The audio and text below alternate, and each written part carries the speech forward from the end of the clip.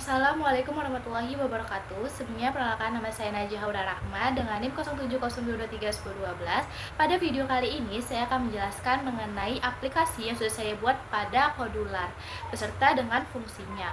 Nah, saya buat video ini untuk memenuhi nilai UTS saya pada mata kuliah pemrograman mobile dasar dengan dosen pengampu Bapak Muhammad Alda MKom. Aplikasi ini saya buat dengan fungsi yaitu mengelola data mahasiswa. Nah, di dalamnya nanti akan ada fitur seperti menambah data, melihat data, mengubah data, menghapus data, dan memperbarui data. Seperti CRUD pada umumnya. Seperti yang bisa kita lihat di sini, datanya itu bisa berupa nama, NIM, prodi, dan angkatan. Nah, database yang saya gunakan di sini adalah Addtable. Pada tombol input, pada bagian blok when button input klik, nah blok ini itu berjalan saat tombol input itu ditekan nantinya. Dari sini, sistem akan mengecek datanya terlebih dahulu. Jika kolom NIM itu kosong, akan muncul pesan data NIM untuk masukkan data NIM. Jika kolom nama itu kosong, akan muncul pesan untuk memasukkan data nama. Begitupun juga dengan prodi, angkatan. Jika semua nanti datanya sudah berhasil diisi, maka akan otomatis tersimpan di dalam database. Lalu, jika semua data itu sudah berhasil tersimpan ya di database, nah kolom input itu akan kembali kosong lagi seperti awal. Karena dia kan sudah datanya tersimpan ya gitu. Pada variabel global itu ada namanya NIM, nama, prodi, dan angkatan. Itu variabelnya fungsinya untuk menyimpan data sementara yang diambil dari database.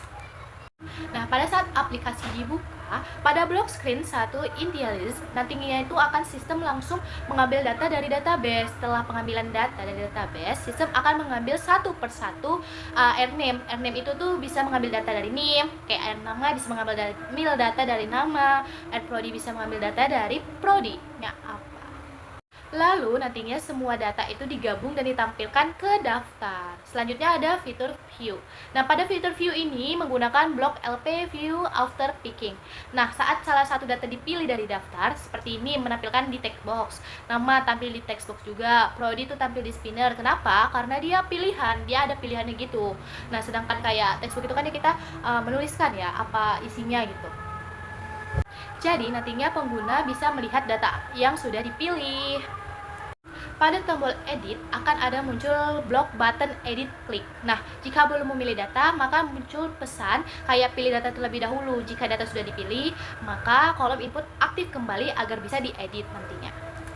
Pada update data akan menggunakan blok RCRUD update row by number yang fungsinya untuk mengubah data lama menjadi data baru. Contohnya, jika user memilih data nomor 3, maka data nomor 3 akan diubah. Bisa diambil dari teks NIM, teks nama, pilihan prodinya apa, dan teks angkatan. Setelah berhasil diubah, akan muncul data berhasil disimpan. Nah, itu dari yang sebelumnya kan sudah diedit tuh. Nah, nanti akan muncul data yang sudah disimpan karena sudah diedit yang baru gitu. Pada tombol hapus, saat user memilih data lalu mengklik hapus, akan muncul konfirmasi. Jika kita memilih ya, maka yang data yang sudah kita pilih dan sudah kita buat di form itu akan hilang, akan dihapus juga dari database-nya. Setelah berhasil, data yang sudah kita hapus tadi akan muncul pesan data berhasil dihapus dan form itu akan kembali kosong. Pada tombol refresh, pada blok button refresh klik. Nah, saat tombol refresh ini ditekan, sistem akan mengambil ulang data dari database agar data terbaru itu tampil. Jadi yang sudah dihapus akan hilang gitu. Jika sudah diedit, akan muncul yang sudah diedit yang terbaru dia karena sudah di refresh datanya. Nah, di sini kita coba nge-running aplikasi mobile sudah kita buat dengan cara nge-scan barcode pada aplikasi Kodular ya.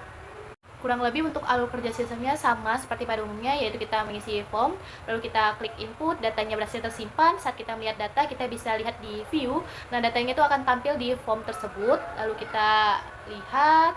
Nah, untuk edit data, kita bisa pilih datanya, lalu kita klik edit dan ubah data, klik update, dan lalu itu akan otomatis terbarui datanya dari yang sebelumnya.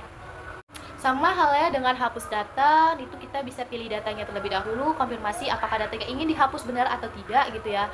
Nah, kalau kita klik iya, otomatis data akan terhapus, lalu kita klik refresh. Nah, itu akan data dimuat ulang, data yang sudah diperbarui atau yang sudah diedit, yang sudah dihapus, itu akan ke refresh lagi, akan dimuat ulang lagi.